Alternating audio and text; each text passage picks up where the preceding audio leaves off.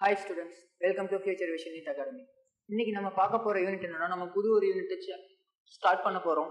Law of motion அப்படிங்கிற ஒரு unit தான் நம்ம இன்னைக்கு ஸ்டார்ட் பண்ண போறோம். அதாவது தமிழ்ல இயக்க விதிகள்னு சொல்லலாம்.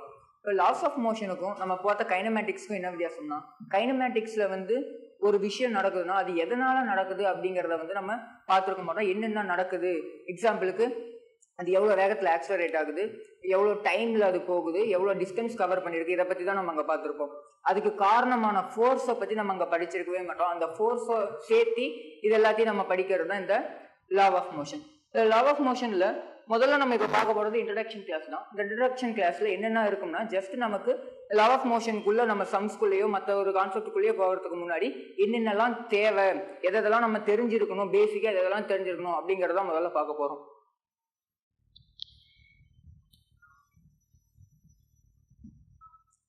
இதுல நம்ம இப்ப ஃபர்ஸ்ட் பார்க்க போறது என்னன்னா, இனர்ஷியாங்கிற ஒரு குவான்டிட்டி பத்தி. குவான்டிட்டின்னு இதை சொல்ல முடியாது, இது ஒரு ப்ராப்பர்ட்டி. இனர்ஷியாங்கிறது ஒரு ப்ராப்பர்ட்டி ஆஃப் எ பாடி. இனர்ஷியாங்கிறது ஒன்றும் இல்லை, நார்மலா ஒரு பொருள் இருக்குன்னா அந்த பொருளோட ஒரு இனர்ஷியா, நிலைமத்தன்மைன்னு தமிழ்ல சொல்லுவோம். ஒரு பொருள் இப்ப நம்ம ஸ்டேபிளா இருக்கு, நான் இப்ப ஸ்டேபிளா இங்க நின்றுட்டுருக்கேன்னா நான் நகராத வரைக்கும் நான் இந்த இடத்துல தான் ஸ்டேபிளா நின்றுருப்பேன். எக்ஸாம்பிளுக்கு வேற ஏதாவது சொல்லணும்னா, ஒரு சேர் இருக்குன்னா அந்த சேர் வச்ச இடத்துல வச்ச வாக்கிலே தான் இருக்கும், அது நகராம இருக்குல்ல. அந்த தன்னோட பொசிஷனை, அதோட ஓய்வு நிலையா இருக்கட்டும் இல்ல இயக்க நிலையா இருக்கட்டும், மூவ்மெண்ட்ல இருக்க ஏதோ ஒரு இயக்க நிலையா இருக்கட்டும், அதை மாத்திக்காம அதோட நிலைமையை ஸ்டேபிளா வச்சிருக்கோம். அதுதான் நம்ம என்னன்னு சொல்லுவோம், இனர்ஷியான்னு சொல்லுவோம். இதை ஒரு குவான்டிட்டியா நம்மளால சொல்ல முடியாது. இதோட யூனிட்டோ டைமென்ஷன் இந்த மாதிரிலாம் நம்ம எதுவும் சொல்ல முடியாது. ஜஸ்ட் ஒரு ப்ராப்பர்ட்டி, ஒரு மாஸ்னு ஒன்று இருந்துச்சுன்னா அதோட இனர்ஷியா இருக்கும். ஓகேங்களா? அதுல 3 வகையான இனர்ஷியா இருக்கு. என்னென்னா,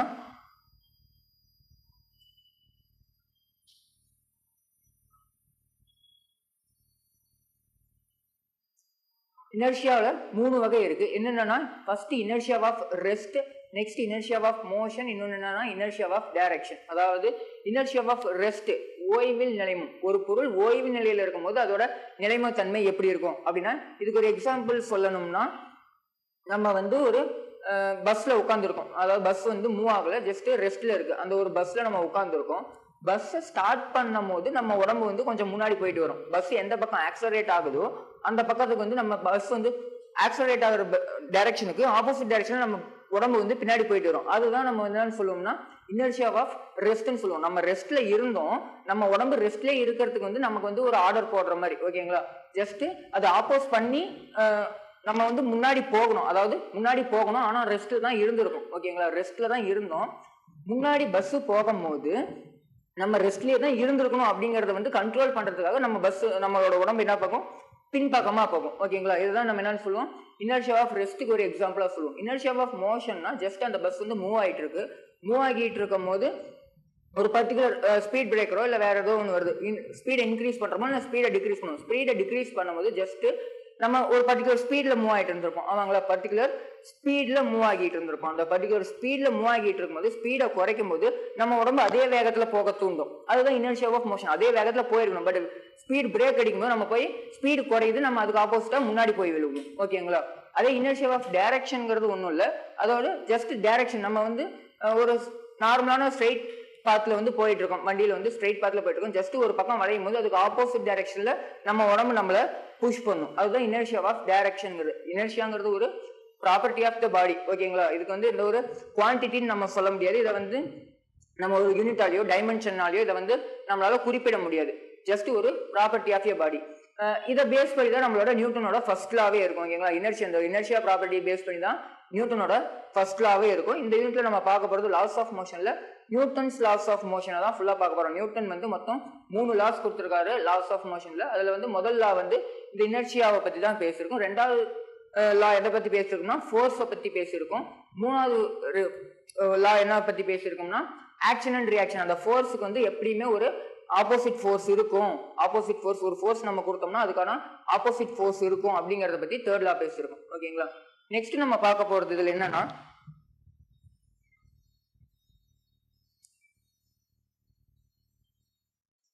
ஃபோர்ஸை பத்தி தான் நம்ம பார்க்க போறது. எதை பத்தி? ஃபோர்ஸை பத்தி. இனர்ஷியாங்கிறத நம்ம பார்த்தாச்சு. நெக்ஸ்ட் பார்க்க போற குவான்டிட்டி என்னது?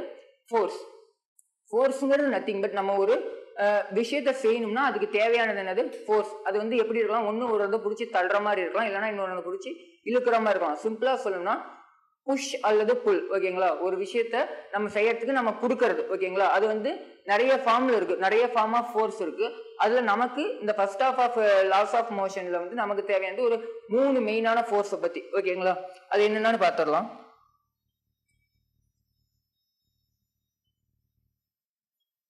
ஃபர்ஸ்ட் ஃபோர்ஸ் வந்து வெயிட்.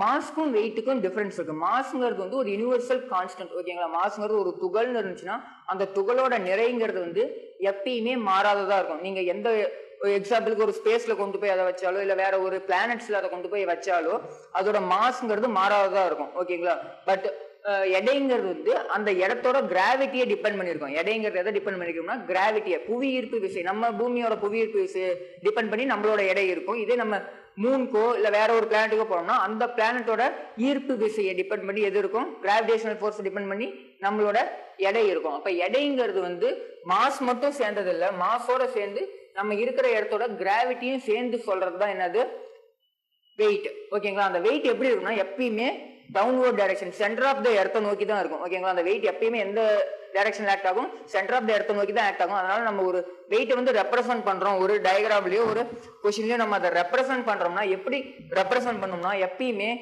டவுன்வர்ட் டைரக்ஷன்ல தான் ரெப்ரசென்ட் பண்ணுவோம். ஒரு மாஸ் இருக்கு, ஒரு தளத்துல எம்ங்கிற ஒரு மாஸ் இருக்குன்னா அதோட வெயிட்டை நம்ம எங்க ரெப்ரசென்ட் பண்ணோம்னா ஜஸ்ட் அதுக்கு சென்டரா கீழ் நோக்கி ரெப்ரசென்ட் பண்ணுவோம். எக்ஸாம்பிளுக்கு வேற மாதிரி சொல்லணும்னா ஒரு சாய்தளம் இருக்கு. ஓகேங்களா, ஒரு சாய்தளம் ஒரு பர்டிகுலர் ஆங்கிள் வந்து அதை இன்க்ளைன் பண்ணி வச்சிருக்கோம். ஓகேங்களா, அப்ப அதுல ஒரு மாஸ் இருக்கு, எம்ங்கிற மாஸே இருக்குன்னு வச்சுக்கோங்க. இப்ப இதோட மாஸ் எங்க இருக்கும்னா அதுக்கும் எப்படிதான் இருக்கும், ஜஸ்ட் ஸ்ட்ரெயிட்டா தான் கீழ் நோக்கி தான் என்ன இருக்கும், எம்ஜி இருக்கும். நம்ம எந்த டைரக்ஷன்ல இருந்தாலும் நம்மளோட மாஸ் வந்து எந்த மாஸ் வந்து கிராவிட்டியை பொறுத்து எங்க தான் ஆக்ட் ஆகும், கீழே தான் ஆக்ட் ஆகும். அப்ப ஸ்ட்ரெயிட் ஃபார்வர்டா சென்டரா கீழே பூமியோட சென்டர் நோக்கி ஆக்ட் ஆகும். அதுதான் சொல்லியிருப்பாங்க, always acts downwards.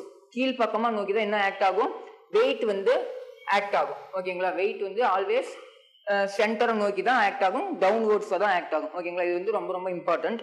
Next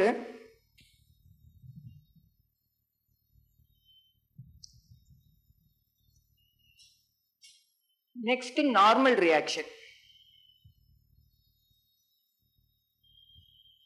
normal reaction சொல்லுவோம். தமிழ்ல அதை எப்படி சொல்லலாம்னா செங்குத்து விசை. நம்ம வெயிட் எப்படி கீழே ஆக்ட் ஆகுதோ ஒரு இடத்துல கான்டாக்ட் இருந்தா, ஒரு பொருளுக்கும் இன்னொரு பொருளுக்கும் நடுவுல கான்டாக்ட் இருந்துச்சுன்னா அதுக்கு நேரா அப்படியே எம்ஜிக்கு நேரா ஆப்போசிட்டா மேல ஆக்ட் ஆகும். ஓகேங்களா, இல்லைன்னா பாயிண்ட் ஆஃப் கான்டாக்ட் இருக்கு இல்லைங்களா, பாயிண்ட் ஆஃப் கான்டாக்ட். எக்ஸாம்பிளுக்கு இப்படி ஒரு சர்ஃபேஸ் இருக்கு, அதுல எம்ங்கிற மாஸ் இருக்கு. ஓகேங்களா, பாயிண்ட் ஆஃப் கான்டாக்டுக்கு பெர்பெண்டிகுலரா மேல ஆக்ட் ஆகும். ஓகேங்களா, பாயிண்ட் ஆஃப் கான்டாக்டுக்கு பெர்பெண்டிகுலரா மேல ஆக்ட் ஆகும். கீழே என்ன இருக்கும், எம்ஜி இருக்கும். நார்மல் ஃபோர்ஸ்ங்கிறது ஜஸ்ட் நம்ம பேலன்ஸ் பண்றதுக்காக யூஸ் பண்றது. நம்ம உடம்புலயே இருக்க எந்த, நம்ம உடம்புன்னு இல்லை, எந்த ஒரு பொருளா இருந்தாலும் அந்த பொருளுக்கு கீழே எம்ஜி ஆக்ட் ஆகுச்சுன்னா, ஜஸ்ட் ஒரு சமதளத்தை பத்தி பேசிட்டு இருக்கோம். ஓகேங்களா, சமதளத்துல ஒரு பொருளோட எம்ஜி கீழே ஆக்ட் ஆனிச்சுன்னா அதோட நார்மல் ஃபோர்ஸ் எப்பயுமே அதுக்கு நேரா பெர்பெண்டிகுலரா மேல டைரக்ஷன்ல ஆக்ட் ஆகும். ஓகேங்களா, நார்மல்ங்கிறது ஒரு வகையான ஃபோர்ஸ். இதை வந்து என் லெட்டர்லயும் டினோட் பண்ணுவாங்க, சில இடத்துல ஆர்ல டினோட் பண்ணுவாங்க, சில இடத்துல என்ல டினோட் பண்ணுவாங்க. ஓகேங்களா, நார்மல் ஃபோர்ஸ்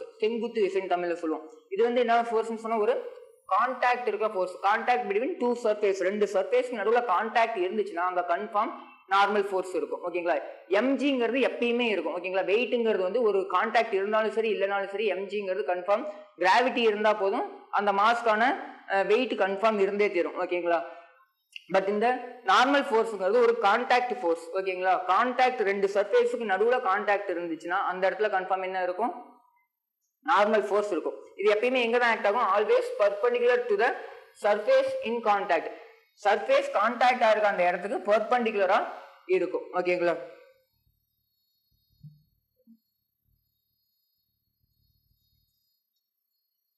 ஜஸ்ட் இப்ப சொன்னதுதான்.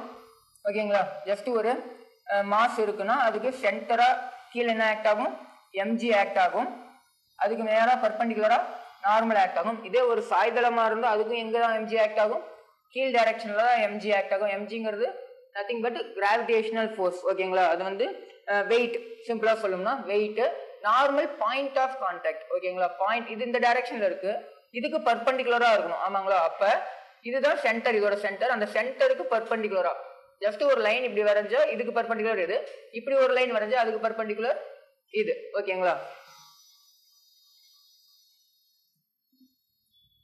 அப்ப நார்மல் ஃபோர்ஸ் எங்க ஆக்ட் ஆகும்? இந்த டைரக்ஷன்ல ஆக்ட் ஆகும். நெக்ஸ்ட் ஒரு பர்டிகுலர் ஆங்கிள் இங்க கொடுத்துருக்காங்க. இந்த மாதிரி ஒரு இன்க்ளைன்டு பிளேன் இருக்கு, ஒரு பர்டிகுலர் ஆங்கிள் கொடுத்துருக்காங்க. ஆங்கிள் வந்து நம்ம தீட்டான்னு கன்சிடர் பண்ணோம்னா அதோட சைன் அண்ட் காஸ் காம்பனன்ட் எங்க இருக்கும்? இப்ப mg இங்க இருக்கு, mg ஸ்ட்ரைட்டா இருக்கு. பட் நம்ம எப்பயுமே ரெண்டு ஆப்போசிட் ஃபோர்ஸஸ் தான் ஈக்குவல். அதுதான் வந்து நியூட்டனோட தேர்ட் லால சொல்லியிருப்பாங்க. ரெண்டு ஆப்போசிட் ஃபோர்ஸஸ் வந்து ஈக்குவேட் பண்ணலாம். டைரக்ஷன் மட்டும் தான் மாறி இருக்குமே ஒழிய அப்போஸ் பண்ற அந்த டைரக்ஷன் மட்டும் தான் மாறுமே ஒழிய ரெண்டோட மேக்னிடியூடும் சேம். அதுதான் நியூட்டனோட தேர்ட் லா வந்து சொல்லும். ஓகேங்களா? அப்ப ஒரு ரெண்டு ஃபோர்ஸ் நம்ம ஈக்குவேட் பண்ணோம்னா அது கன்ஃபார்ம் ஆப்போசிட் டைரக்ஷன்ல இருந்திருக்கணும். ஓகேவா? அப்ப நம்ம இந்த இடத்துல mgக்கு ஆப்போசிட்டா பார்த்தா எந்த ஒரு ஃபோர்ஸுமே இல்லை. பட் நார்மலுக்கு ஆப்போசிட்டா ஒரு ஃபோர்ஸ் இருந்திருக்கணும். ஓகேங்களா? அது என்ன ஃபோர்ஸ்னு கண்டுபிடிக்கிறதுக்கு ஜஸ்ட் ஒன்றும் இல்லை, வெக்டர் தான். இப்படி ஒரு வெக்டர், இப்படி ஒரு வெக்டர் இருந்தா அதோட ரிசல்டன்ட் வெக்டர் எங்க இருக்கும்? mg. mgங்கிறது வெயிட்ங்கிறது ஒரு வகையான ஃபோர்ஸ். அந்த ஃபோர்ஸ்ங்கிறது என்னமா? ஒரு வெக்டர் குவாண்டிட்டி. ஃபோர்ஸ் வந்து ஒரு வெக்டர் குவாண்டிட்டி. அப்ப ஒரு வெக்டரோட ரிசல்டன்ட் இந்த டைரக்ஷன்ல இருக்கு. ஒரு வெக்டரோட ரிசல்டன்ட் இங்க டைரக்ஷன்ல இருக்குன்னா அதோட மத்த ரெண்டு காம்பனன்ட்டும் எங்க இருக்கும்? ஜஸ்ட் இந்த இடத்துல ஒன்னும், இந்த இடத்துல ஒன்னும் இருக்கும். ஓகேங்களா? அந்த ரெண்டு காம்பனன்ட் முதல்ல கண்டுபிடிக்கணும். ரிசல்டன்ட்டை வச்சு காம்பனன்ட் கண்டுபிடிக்க தெரியும், காம்பனன்ட்டை வச்சு ரிசல்டன்ட் நமக்கு கண்டுபிடிக்க தெரியணும். இது ரெண்டுமே முக்கியம். ஓகேங்களா? அப்ப ரிசல்டன்ட் இங்க தான் கண்டுபிடிச்சிட்டீங்க. அதோட ரெண்டு காம்பனன்ட் இந்த ரெண்டு டைரக்ஷன்ல இருக்கும். இப்ப எது சைன் எது காஸ்னா ஜஸ்ட் இந்த ஆங்கிள் வச்சு பார்த்தோம்னா இதுதான், இந்த இடத்துல தான் தீட்டா வரும். அப்ப இதுக்கு ஆப்போசிட் சைடு வந்து சைன் வரணும், அட்ஜசன்ட் சைடு காஸ் வரணும். ஆமாங்களா? இப்ப இந்த இடத்துல பார்க்கும்போது இதோட அட்ஜசன்ட் சைடு ஆங்கிள் வந்து மோதிட்டு இருக்க இடம் தான் என்னது? Adjacent side. அப்ப இந்த இடம் தான் கன்ஃபார்மா காஸ் தீட்டாவா இருக்க முடியும். அப்ப mg காஸ் தீட்டா இந்த காம்பனன்ட், இது mg காஸ் தீட்டானா அதோட சைன் தீட்டா காம்பனன்ட் கன்ஃபார்ம் இந்த டைரக்ஷன்ல தான் இருக்க முடியும். mg sin theta. ஓகேங்களா? இது mg காஸ் தீட்டா காம்பனன்ட், இது mg sin தீட்டாவோட காம்பனன்ட். வெயிட்டோட ரெண்டு காம்பனன்ட் நம்ம பிரிக்க கத்துக்கணும். ஏன்னா நிறைய சம்ஸ்ல இது வந்து உங்களுக்கு ஹெல்ப்ஃபுல்லா இருக்கும்.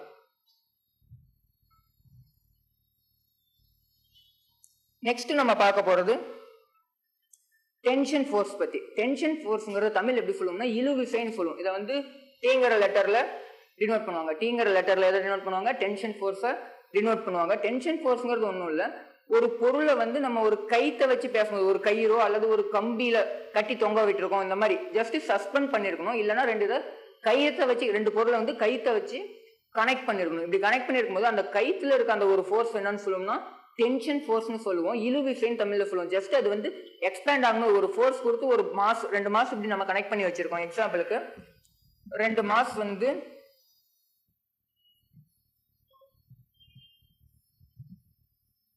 ஒரு கைத்தை வச்சு கனெக்ட் பண்ணி வச்சிருக்கோம். ஓகேங்களா? இது ஒரு மாஸ், இது ஒரு மாஸ். ஓகேங்களா? அப்ப ரெண்டு மாஸ் வந்து இந்த மாதிரி கைத்தை வச்சு கனெக்ட் பண்ணி வச்சிருக்கோம் அப்படின்னா இது நான் இப்ப இந்த பக்கம் ஃபோர்ஸ் கொடுக்குறேன், எஃப்ங்கிற ஃபோர்ஸ் இந்த மாஸ்ல கொடுக்குறேன்னா இதுவும் சேர்ந்து தானே மூவ் ஆகும். ஏன்னா கைத்துல கரெக்டா இருக்கு. அப்ப அந்த இடத்துல இந்த பொருளை இழுத்துட்டு வர்றதுக்கு காரணம் என்னது? இந்த இடத்துல இந்த டென்ஷன் ஃபோர்ஸ். ஃப்ரிக்ஷன் ஃபோர்ஸை பத்தி நம்ம பேசுவோம். நெக்ஸ்ட் ஹாஃப்ல வந்து ஃப்ரிக்ஷன் ஃபோர்ஸை பத்தி பேசுவோம். ஃபர்ஸ்ட் ஹாஃப்ல உங்களுக்கு ஃப்ரிக்ஷனை வந்து கணக்கில் எடுத்துக்காதீங்க, அந்த மாதிரி கொஸ்டின்லேயே கொடுத்துருப்பாங்க. ஓகேங்களா? ஃப்ரிக்ஷன் வந்து இந்த இடத்துல ஆக்ட் ஆகாத மாதிரி கன்சிடர் பண்ணிக்கங்க, ஃப்ரிக்ஷனும் ஏர் டிராகும் இல்லாத மாதிரி கன்சிடர் பண்ணிக்கங்க, அந்த மாதிரி தான் சொல்லி கொடுத்துருப்பாங்க. ஓகேங்களா? அப்ப ஃப்ரிக்ஷனை நம்ம கணக்கில் எடுத்துக்கலன்னா இந்த இடத்துல நம்ம என்ன இருக்கு? ரெண்டு மாசம், அந்த ரெண்டு மாசத்துக்கு நடுவில் ஒரு கைத்துல கனெக்ட் பண்ணிருக்கோம். அந்த கைத்துல என்ன இருக்கும்? ஒன்லி டென்ஷன் ஃபோர்ஸ் தான் இருக்கும். ஓகேங்களா? டென்ஷன் ஃபோர்ஸ் தான் இருக்கும். அந்த டென்ஷன் ஃபோர்ஸ் எப்படி ஆக்ட் ஆகும்னா பாயிண்ட் ஆஃப் கான்டாக்ட் இருக்கு அப்படின்னா ஒரு இடத்துல, இந்த இடத்துல கான்டாக்ட் இருக்கு, ஒரு மாஸோட அந்த கைத்தை நம்ம கான்டாக்ட் பண்ணிருக்கோம். பாயிண்ட் ஆஃப் கான்டாக்டுக்கு ஆப்போசிட் டைரக்ஷன்ல தான் டென்ஷன் வந்து ஆக்ட் ஆகும். எக்ஸாம்பிளுக்கு நம்ம ஒரு ரெண்டு கைத்தை பிடிச்சி ரெண்டு பேர் மாத்தி மாத்தி இழுத்துட்டு இருக்கோம்னா அந்த கயிறு எந்த இடத்துல அறுந்து போகும்னா அதோட சென்டர்ல தான். சேம் அமௌண்ட் ஆஃப் ஃபோர்ஸ் ரெண்டு பக்கமும் கொடுத்தோம்னா அதோட சென்டர்ல அறுந்து போகும். ஏன்னா இங்கிருந்து நம்ம பிடிச்சி இப்படி இழுக்கும் போது ஃபோர்ஸ் அந்த டைரக்ஷன்ல ஆக்ட் ஆகும், அங்கிருந்து அவங்க பிடிச்சி அந்த பக்கம் இழுக்கும் போது ஃபோர்ஸ் இந்த டைரக்ஷன்ல ஆக்ட் ஆகும். ஓகேங்களா? அப்ப அதோட சென்டர்ல தான் அதோட மெயின் ஃபோர்ஸ் ஃபுல்லா வந்து ஆக்ட் ஆகிட்டு சென்டர்ல வந்து கயிறு வந்து அறுந்து போகும். ஓகேங்களா?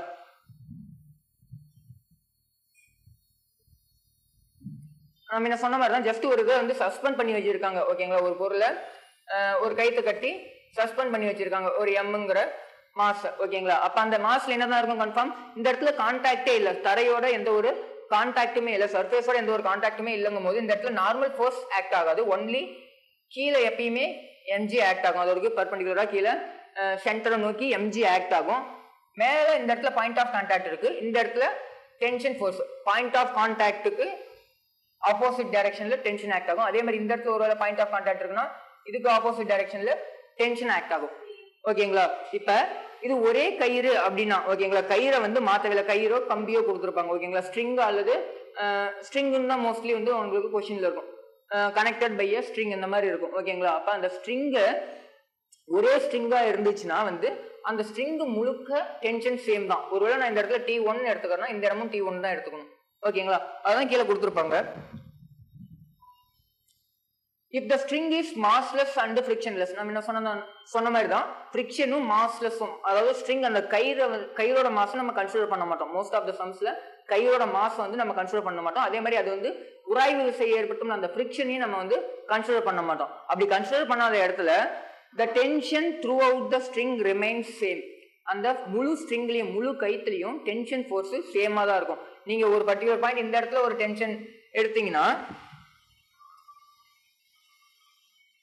இந்த இடத்துல ஒரு டென்ஷன் டீங்கிற எடுத்தீங்கன்னா அந்த கயிறு முழுக்க எந்த எடுத்தாலும் டென்ஷன் என்னதான் இருக்கும், T1 எடுத்தீங்கன்னா T1 தான் இருக்கும், T2 நீங்க டினோட் பண்ணீங்கன்னா அது T2ஆவே தான் இருக்கும் ஓகேங்களா. இதே கயிறு மாறுனுச்சுன்னா, ஒரு கயிறு மட்டும் இல்ல, இந்த இடத்துல பாருங்க இந்த டயக்ராம்ல இங்க ஒரு மாஸ் இருக்கு, அத வந்து ஒரு புள்ளி யூஸ் பண்ணி, தமிழ்ல வந்து இந்த புள்ளியை வந்து கப்பின்னு சொல்லுவாங்க ஓகேங்களா. ஒரு புள்ளி யூஸ் பண்ணி ஜஸ்ட் நம்ம கிணத்துல தண்ணி இறைக்கிறதுக்குலாம் யூஸ் பண்ணிருப்பாங்க, பார்த்துருப்பீங்கன்னு நினைக்கிறேன் ஓகேங்களா. அதுதான் இது. அதுல வந்து ரெண்டு பக்கமும் கட்டி வந்து தொங்க விட்டுருக்காங்க, சில மாசம் 3 மாசம் வந்து தொங்க விட்டுருக்காங்க ஓகேங்களா, சஸ்பெண்ட் பண்ணி வச்சிருக்காங்க. அப்ப இதுல இருந்து இது வரைக்கும் கயிறு எந்த இடத்துலயுமே அறுந்து போகல, ஜஸ்ட் கனெக்ட் ஆகல, டிஸ்கனெக்ட் ஆகல. அப்ப இது ஃபுல்லா ஒரு கயிறுன்னு மீனிங். நெக்ஸ்ட் அடுத்தது வந்து நடுவில் ஒரு மாஸ் வந்து ஆட் பண்ணிட்டாங்க, அப்ப நெக்ஸ்ட் இருக்கிறது இன்னொரு கயிறுன்னு மீனிங். அப்ப ஒருவேளை இந்த இடத்துல இருக்கிற நான் T1 அப்படின்னு டினோட் பண்ணனா இந்த இடமும் என்னதான் T1. நெக்ஸ்ட் அடுத்த கயிறு ஆரம்பிச்சிருச்சு, அப்ப இது T1 இருக்க முடியாது, அது என்னது T2. அப்ப இந்த கயிறு ஃபுல்லா என்னதுதான் T2 தான் ஓகேங்களா. இதோட மாஸ்க்கு ஏற்ற மாதிரி இதோட mg எப்பயுமே கீழே ஆக்ட் ஆகும். இந்த இடத்துல ஆக்ட் ஆகிற mg என்னது M1g, இதுக்கும் கீழே என்ன ஆக்ட் ஆகிருக்கும் M2g, இங்க கீழே என்ன ஆக்ட் ஆகும் M3g ஓகேங்களா. இது ஈக்குவேஷன் எழுதுறது எப்படிங்கிறது நான் இன்னும் கொஞ்சம் சொல்ல வேண்டியது இருக்கு, அதை சொல்லிட்டு அதுக்கப்புறம் நான் அதோட ஈக்குவேஷன் எழுதுறது எப்படி அப்படிங்கறது சொல்றேன். ஜஸ்ட் ஆக்சலரேஷன் எந்த டைரக்ஷன்ல இருக்கோ அந்த டைரக்ஷனை பாசிட்டிவ்னு எடுத்துக்கோ, அதாவது அந்த டைரக்ஷன்ல இருக்க ஃபோர்ஸ் வந்து பாசிட்டிவ்னும் அதுக்கு ஆப்போசிட் டைரக்ஷன்ல இருக்க ஃபோர்ஸ் நெகட்டிவ்னு எடுத்துக்கும் ஓகேங்களா. அது நியூட்டனோட லா பேஸ் பண்ணி நம்ம எழுதுவோம் ஓகேங்களா. நியூட்டன் லா பார்த்த வாட்டி அதை நான் சொல்லி தரேன் ஓகேங்களா.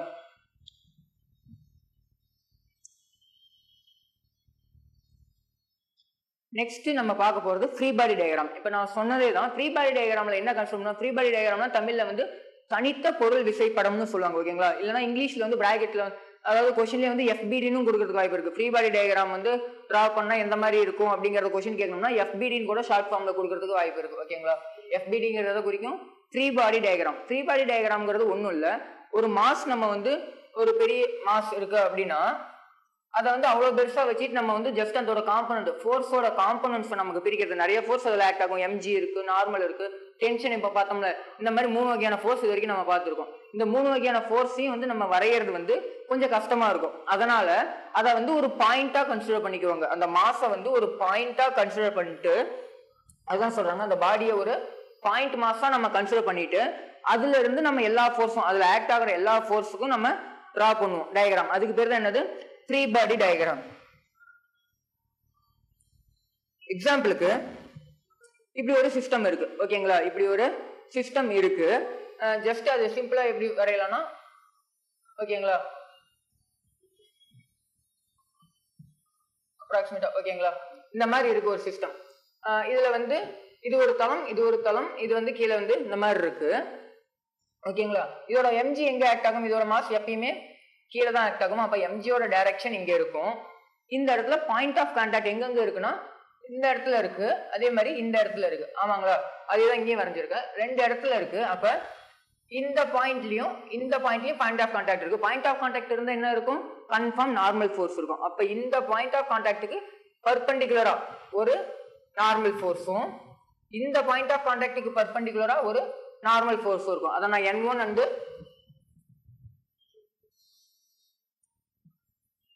N1 அண்ட் N2 நான் டினோட் பண்ணியிருக்கேன். mg ஒரே ஒரு மாஸ் தான் இந்த இடத்துல இருக்கு, அதை மட்டும் தான் நம்ம கன்சிடர் பண்ணுவோம். அப்ப mg கீழே ஆக்ட் ஆகும் ஓகேங்களா. இது வந்து நமக்கு நார்மலா தெரிஞ்சது. இதுல இருந்து எப்படி நம்ம ஃபோர்ஸஸை ஈக்குவேட் பண்ணது, நம்ம என்ன சொன்ன மாதிரியே ஆப்போசிட் ஃபோர்ஸஸ் தான் நம்மளால ஈக்குவேட் பண்ண முடியும். ஓகேங்களா, அது ரெண்டு தான் ஈக்குவலா இருக்கும், அப்பதான் வந்து அது ஸ்டேபிளா இருக்கும் அப்படிங்கிற ஒரு கண்டிஷனை பேஸ் பண்ணி நம்ம ஆப்போசிட் ஃபோர்ஸஸ் தான் நம்ம ஈக்குவேட் பண்ணுவோம். அப்படி ஈக்குவேட் பண்ணும்போது ஓகேங்களா, அப்படி ஈக்குவேட் பண்றதுக்கு நமக்கு ஆப்போசிட் ஃபோர்ஸ் தேவை. mgக்கு இங்க ஒரு ஆப்போசிட் ஃபோர்ஸ் இருந்திருக்கும் கண்டிப்பா, ஆமாங்களா. இது ரெண்டு ரிசல்டன்ட் ஃபோர்ஸ் இந்த டைரக்ஷன்ல இருக்கு. ஓகேங்களா, இது ஒரு ரிசல்டன்ட் ஃபோர்ஸ், இது ஒரு ரிசல்டன்ட் ஃபோர்ஸோட டைரக்ஷன். நம்ம மூணு ஃபோர்ஸ் இந்த இடத்துல ஆக்ட் ஆகுது. ஒன்னு mg, இன்னொன்னு n1, இன்னொன்னு n2. ஓகேங்களா, இப்ப mgக்கு ஆப்போசிட்ல இங்க என்ன ஃபோர்ஸ் இருக்கு அப்படிங்கறத நம்ம கண்டுபிடிக்கணும். இதோட காம்பனன்ட்டும் இங்க ஆக்ட் ஆகும், இதோட காம்பனன்ட்டும் இந்த இடத்துல ஆக்ட் ஆகும். ஓகேங்களா, இப்ப இது ரிசல்டன்ட்னா நம்ம எப்படி வரைவோம், இன்னும் ரெண்டு காம்பனன்ட் பிரிக்க சொல்லிருக்கோம். அப்ப ஒரு காம்பனன்ட் இந்த டைரக்ஷன்லயும் இன்னொரு காம்பனன்ட் இந்த டைரக்ஷன்லயும் இருக்கும். ஆமாங்களா, இந்த n2 ஓட ரெண்டு காம்பனன்ட்ல ரிசல்டன்ட் இந்த டைரக்ஷன்ல இருக்குன்னா ஒரு காம்பனன்ட் இந்த டைரக்ஷன், இன்னொரு காம்பனன்ட் இந்த டைரக்ஷன். அப்ப இந்த ஆங்கிள் நம்ம ஆல்பா. ஓகேங்களா, அதே மாதிரி இதுக்கு நம்ம காம்பனன்ட் பிரிக்கும் போது ஒரு காம்பனன்ட் இந்த டைரக்ஷன்லயும் இன்னொரு காம்பனன்ட் இந்த டைரக்ஷன்லயும் இருக்கும். அப்ப இந்த ஆங்கிள் நம்ம தீட்டான்னு கன்சிடர் பண்ணோம்னா ஜஸ்ட் கவனிங்க, இது ஆல்பானா இந்த இடத்துல இருக்கிறது தான் என்னது சைனா இருக்க முடியும். ஓகேங்களா, இது சைனு, இது என்னது இது சைனுங்கும் போது இதுவும் என்னதான் சைனா தான் இருக்க முடியும். ஓகேங்களா, இது சைன்னா ஆப்போசிட் ஜஸ்ட் பேரலல், நம்ம வெக்டர்ஸ்ல பார்த்த மாதிரி பேரலா இருக்கு. அப்ப இது சைன்னா இதுவும் சைன் தான். அப்ப இது n2 ஓட காம்பனன்ட். அப்ப இது என்னன்னு எழுதலாம்னா n2 சைன் ஆல்பா அப்படின்னு எழுதலாம். ஓகேங்களா, இது இதோட காஸ் காம்பனன்ட் எங்க இருக்கும், எந்தோட ஆங்கிள் மேக் பண்ணுது அதுதான் அடுத்துள்ள பக்கம் அட்ஜசன்ட் சைடு. அப்ப இதுதான் என்னது n2 காஸ் ஆல்பா. நெக்ஸ்ட் இந்த தீட்டா பக்கம் வந்தோம்னா, அதாவது n1 அந்த ஃபோர்ஸ் பக்கம் வந்தோம்னா n1 இங்க இருக்கு, ஆங்கிள் இங்க மேக் பண்ணிருக்கு. அப்ப இதுதான் என்னவா இருக்க முடியும், அந்த ஜஸ்ட் டிகிரி ஆங்கிள் வந்து நம்ம வரைகிற இடத்துல இருக்க அந்த கான்டாக்ட்ல இருக்கிறது என்னது காஸ் அடுத்துள்ள பக்கம். அப்ப இது n1 காஸ் தீட்டா. அப்ப சைன் எங்க தான் இருக்க முடியும், ஜஸ்ட் ஆப்போசிட் சைடு இது. அப்ப இந்த இடத்துல தான் இருக்க முடியும். அப்ப இது ரெண்டும் பேரலா இருக்கும்போது நம்ம இங்க எழுதிக்கலாம். ஓகேங்களா, அப்ப இது என்னன்னு எழுதலாம், n1 சைன் தீட்டா இப்படின்னு எழுதலாம். ஓகேங்களா, இப்படிதான் காம்பனன்ட்ஸ் வந்து நம்ம பிரிக்கணும். இருக்கிற கொஸ்டினை வச்சு நம்ம முதல்ல ஒரு பாயிண்டா கன்சிடர் பண்ணி, இதுதான் அந்த பாயிண்ட் மாஸ். ஓகேங்களா, நம்ம எடுத்துக்கிட்டு அந்த ஒரு பாயிண்ட் மாஸ் அங்கிருந்து mg கீழே இருக்கு, ஒரு பக்கம் நார்மலும் நார்மல் 2, இன்னொரு பக்கம் நார்மல் 1, நார்மல் ரியாக்ஷனோட 1 and 2 ரெண்டுமே இந்த பக்கம் இருக்கு. அதை வச்சு நம்ம அதோட சைன் அண்ட் காஸ் தீட்டாவோட காம்பனன்ட்ஸ் சைன் ஃபோர்ஸும் காஸ் ஃபோர்ஸும் நான் பிரிச்சிருக்கேன். ஓகேங்களா, இதை வச்சு எப்படி ஈக்குவேஷன் எழுதுறதுன்னா, ஈக்குவேஷன் ஒன்றும் இல்லை, ஆப்போசிட் ஃபோர்ஸஸை நம்ம ஈக்குவேட் பண்ணிக்கலாம். இப்போ கீழ் டைரக்ஷன்ல mg இருக்கு அப்படின்னா mg அதுக்கு ஈக்குவல் டு என்னன்னு எழுதலாம், அதுக்கு ஆப்போசிட்ல இருக்கு அந்த ஃபோர்ஸ். இங்க என்னென்ன ஃபோர்ஸ் இருக்கு, n1 cos θ, இன்னொன்னு என்னது n2 cos α. அப்ப n1 cos θ plus n2 cos α equal to என்னது mg. அதே மாதிரி வேற எந்த இடத்துல ஆப்போசிட் ஃபோர்ஸ் இருக்கு, இங்க ஒரு ஃபோர்ஸ் இருக்கு, இங்க ஒரு ஃபோர்ஸ் இருக்கு, ரெண்டும் ஆப்போசிட் டைரக்ஷன் தானே. அப்ப n1 sin θ equal to n2 sin α அப்படிங்கறத எழுதலாம். n1 sin θ equal to n2 sin α. n1 sin θ n2 sin α ரெண்டும் ஜஸ்ட் ஆப்போசிட் டைரக்ஷன்ல ஆக்ட் ஆகுது. ஓகேங்களா,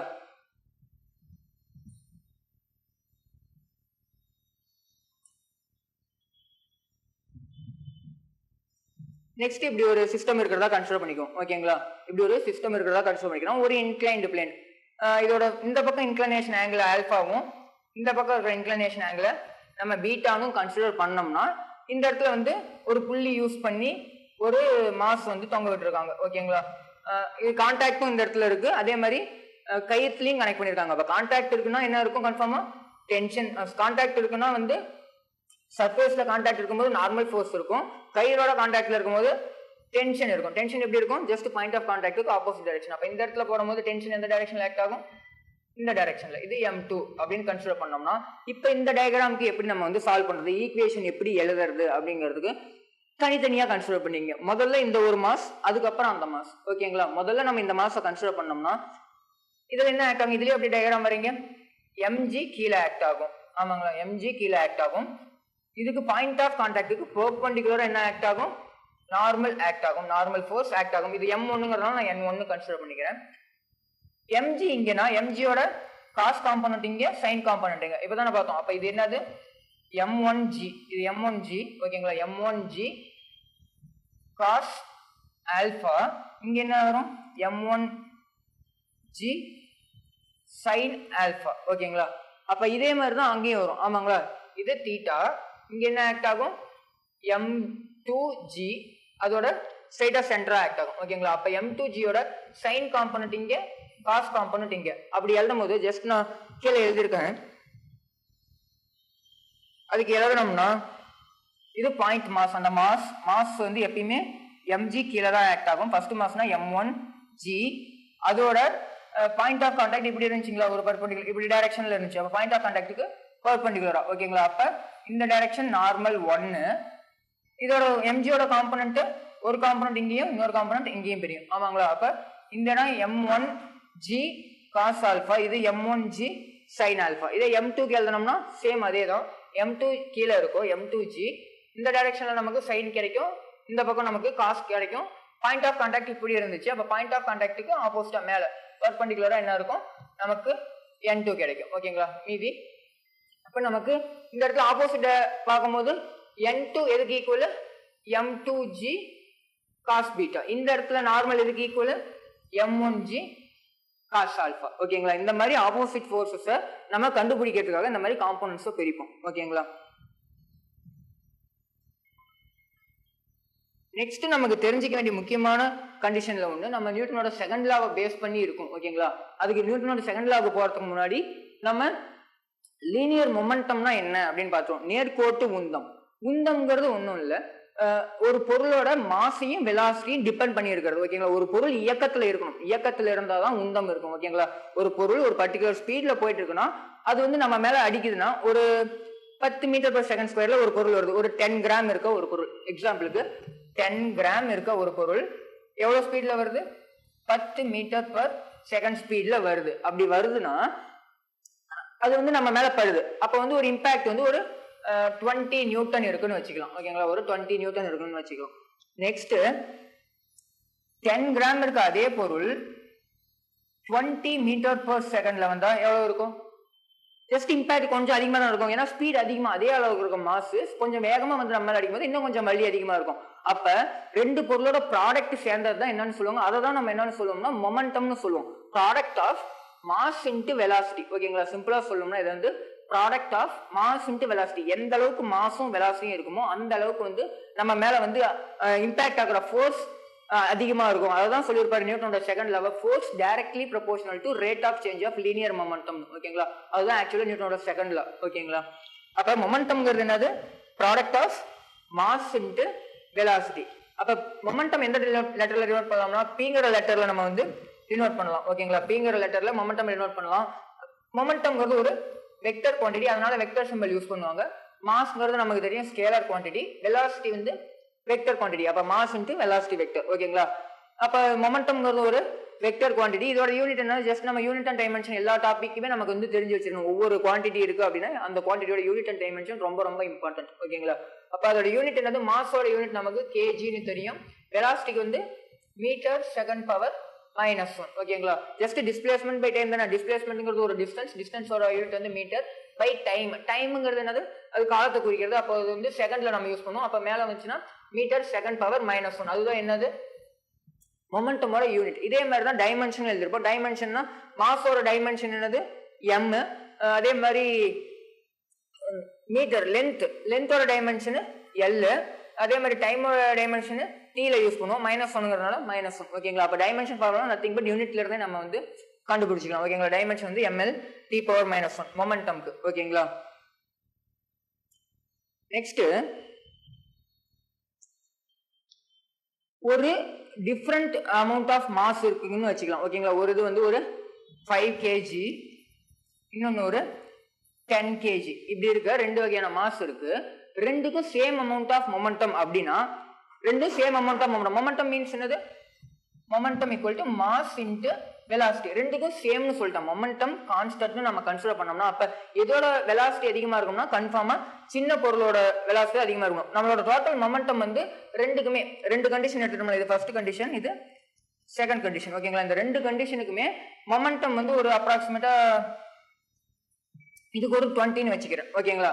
20ன்னு வச்சுக்கிறேன். அப்ப 20னா இந்த இடத்துல எவ்வளவு எடுக்க முடியும், வெலாசிட்டி 4 எடுக்க முடியும். 4 தான் 4 into 5 தான் எவ்வளவு வரும், 20 வரும். இந்த இடத்துலயும் 20 தான் இருக்கணும்னு சொல்லிருக்கேன் ஓகேங்களா. இந்த கண்டிஷன் என்னது, மொமெண்டம் சேம் அப்படின்னா எதுக்கு வெலாசிட்டி அதிகமா இருக்கும் அப்படிங்கிற மாதிரி பார்த்தோம்னா இந்த இடத்துல எதால மல்டிபிள் பண்ணா நமக்கு 20 வரும், 2ஆல மல்டிபிள் பண்ண வரும். அப்ப சின்ன மாஸ்க்கு அதிக வெலாசிட்டி இருக்கும். ரெண்டு பொருள் சேம் மொமெண்டத்துல வருது, டிஃபரண்ட் மாஸ் அப்படின்னா சின்ன பொருளுக்கு தான் அதிக வெலாசிட்டி இருக்கும், பெரிய பொருளுக்கு கம்மி வெலாசிட்டி இருக்கும். இது உங்களுக்கு தெரிஞ்சிருக்கும். ஓகேங்களா? அதான் இந்த இடத்துல சொல்லியிருப்பாங்க.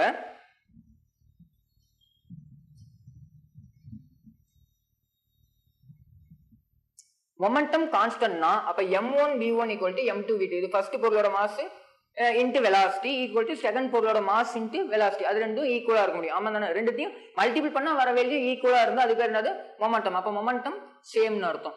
அப்ப இந்த இடத்துல மொமெண்டம் வந்து உனக்கு வெலாசிட்டி இதோட ரேஷியோ நமக்கு தேவை அப்படின்னா v1 இந்த v2 இங்க வந்துச்சுன்னா v1 by v2 equal to இந்த மாஸ் இங்க போயிடுச்சுன்னா m2 by m1 ஆயிடும். இது இங்க வந்துருச்சு, இது இங்க வந்துருச்சு. ஓகேங்களா?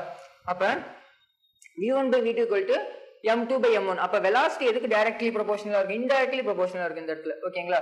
வெலாசிட்டி 1 வந்து இந்த இடத்துல m1 க்கு இன்டைரக்ட்லி ப்ரொபோஷனல் 1 by ல தான் இருக்கு. அப்ப இன்டைரக்ட்லி ப்ரொபோஷனலா இருக்கு. அப்ப அந்த மாதிரி இருந்தா மொமெண்டம் வந்து கான்ஸ்டன்டா இருக்கும். இந்த இடத்துல அப்ப என்னது மொமெண்டம் கான்ஸ்டன்ட். ஓகேங்களா? ஜஸ்ட் இது ஒரு கண்டிஷன் ஞாபகம் வச்சுக்கோங்க.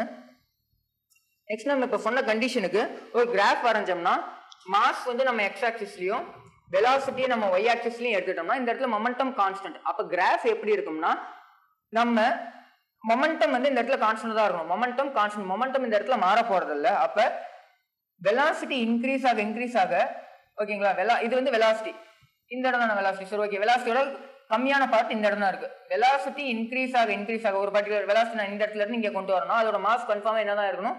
குறைஞ்சிருக்கணும். அப்பதான் மொமெண்டம் கான்ஸ்டன்டா இருக்கும். என்ன சொல்ல வரேன்னு புரியுதுங்களா? அப்ப நெக்ஸ்ட் வந்து ஒருவேளை நம்ம வெலாசிட்டி வந்து இந்த இடத்துல கொண்டு வரோம். ஓகேங்களா? வெலாசிட்டி வந்து இந்த இடத்துல கொண்டு வரணும். மாஸ் என்ன இருக்கும்? மறுபடியும் ஒரு பர்டிகுலர் அளவு குறைஞ்சிருக்கும். இங்க இருந்து பார்க்கும்போது இந்த இடம் தானே 0, இது 0 1 2 3னா இந்த இடம் இது என்னது? இது 1, இது 2, இது 3, இது 4, இந்த மாதிரி. ஓகேங்களா? அப்ப கான்ஸ்டன்ட் மொமெண்டம் இருக்கணும்னா மாஸ் இன்டு வெலாசிட்டி சேமா இருக்கணும். ஓகேங்களா? அப்ப மாஸ் வந்து குறைஞ்சிக்கிட்டே வருதுன்னா வெலாசிட்டி இன்க்ரீஸ் ஆகிட்டு போகும். இல்லைன்னா வெலாசிட்டி குறைஞ்சிக்கிட்டே வருதுன்னா மாஸ் வந்து இன்க்ரீஸ் ஆகிட்டே போகும். ஓகேங்களா?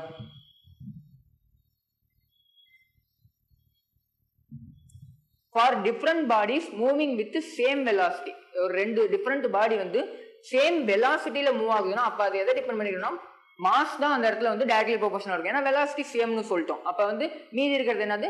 மாஸ். இதே வந்து சேம் வெலாசிட்டிக்கு பதிலா சேம் மாஸ் இருக்கிறதுக்கு வந்து சேம் மொமெண்டம் இருக்குன்னு சொன்னோம்னா அந்த இடத்துல எது டிஃபர் ஆகும்? வெலாசிட்டி டிஃபர் ஆயிருந்திருக்கும். ஓகேங்களா?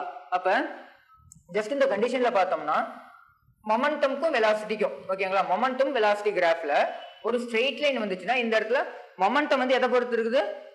வெலாசிட்டி பொறுத்து தான் மாறுது. ஆமாங்களா? அப்ப அந்த இடத்துல எது கான்ஸ்டன்டா இருந்திருக்க முடியும்? மாஸ் மாறாது. ஏன்னா இந்த இடத்துல நம்ம மொமெண்டம் இன்க்ரீஸ் பண்ண வெலாசிட்டி இன்க்ரீஸ் ஆகிட்டே வந்திருக்கு. ஆமாங்களா? மொமெண்டம் இன்க்ரீஸ் பண்ண வெலாசிட்டி இன்க்ரீஸ் ஆகிட்டே வந்திருக்கு. அப்ப எது கான்ஸ்டன்டா இந்த இடத்துல இருந்திருக்க முடியும்? மாஸ் தான் கான்ஸ்டன்ட். அப்ப இந்த கிராஃப்ல எது கான்ஸ்டன்ட்? Mass constant. இதே மொமெண்டம் அண்ட் மாஸ் கிராஃப்ல ஓகேங்களா? மொமெண்டமையும் மாஸையும் நம்ம ஒரு கிராஃப்ல எடுத்துக்கிட்டோம்னா எக்ஸ் அண்ட் ஒய் ஆக்சிஸ்ல மொமெண்டம் இன்க்ரீஸ் பண்ண மாஸ் என்னவாகுது? ஐ மீன் மாஸ் இன்க்ரீஸ் பண்ண தான் மொமெண்டம் இன்க்ரீஸ் ஆகும். ஓகேங்களா? மாஸ் இன்க்ரீஸ் பண்ண மொமெண்டம் இன்க்ரீஸ் ஆகுது. அப்ப இந்த இடத்துல எது கான்ஸ்டன்டா இருந்திருக்க முடியும்? வெலாசிட்டி தான் கான்ஸ்டன்டா இருந்திருக்க முடியும். ஏன்னா வெலாசிட்டி மாறாம இருந்தாதான் இதை மாத்தோம்னா அது மாறும். ஏன்னா ரெண்டுமே ஜஸ்ட் பீக் வந்து டைரக்ட்லி ப்ரொபோஷனல் தான் ரெண்டு காம்பனன்ட்ஸ்மே. அப்போ ஒன்னு கான்ஸ்டன்டா இருந்திருந்தா தான் இன்னொன்னு டிபெண்ட் பண்ணி இருக்க முடியும். ஓகேங்களா? இதுதான் வந்து மொமெண்டம் பேஸ் பண்ணி இருக்கிறது. ஓகேங்களா? நம்ம என்னென்ன பார்த்திருக்கோம் இன்னைக்கு? ஃபர்ஸ்ட் வந்து இனர்ஷியானா என்ன? Inertia of rest, motion and direction. அதுக்கப்புறம் ஃபோர்ஸஸ் பத்தி பார்த்தோம். என்னென்ன ஃபோர்ஸ்னா நார்மல் ஃபோர்ஸ், நெக்ஸ்ட் வந்து டென்ஷன் ஃபோர்ஸ், அதுக்கப்புறம் கிராவிடேஷனல் ஃபோர்ஸ் mg வெயிட்னு நம்ம பார்த்தோம். ஓகேங்களா? அதை பேஸ் பண்ணி ஜஸ்ட் ஃப்ரீ பாடி டயக்ராம் எப்படி வரைகிறதுன்னு பார்த்துட்டு அதுக்கப்புறம் லீனியர் மொமெண்டம்னா என்ன, அது எதை டிபெண்ட் பண்ணியிருக்கும் அப்படிங்கிறத பத்தி பார்த்தோம். நெக்ஸ்ட் கிளாஸ்ல நம்ம லா ஆஃப் மோஷன், லாஸ் என்னென்ன லாஸ்? நியூட்டனோட 3 லா இருக்கு. ஓகேங்களா? அந்த 3 லா பேஸ் பண்ணிட்டு அதுக்கப்புறம் ஃபர்தரா நம்ம மூவ் பண்ணலாம். ஓகேங்களா? தேங்க்யூ. டிஎன்பிஎஸ்சி டெட் நியமன தேர்வு, PC, SI, TRB, agri, forest, railway போன்ற அனைத்து போட்டித் தேர்வுகளுக்கும் நேரடி மற்றும் ஆன்லைன் வகுப்புகள் ஆரம்பம். அனைத்து போட்டித் தேர்வுகளுக்கும் ஸ்டடி மெட்டீரியல் கிடைக்கும். நேரடி மற்றும் போஸ்டல் டெஸ்ட் பேட்ச் வசதியும் உண்டு. தொடர்புக்கு future vision study centre, Salem. Contact 9042030163. Future Vision Study Center, SKS Hospital Road, opposite to Hotel Lakshmi Prakash, near New Bus Stand, Salem. Cell 90420 30163.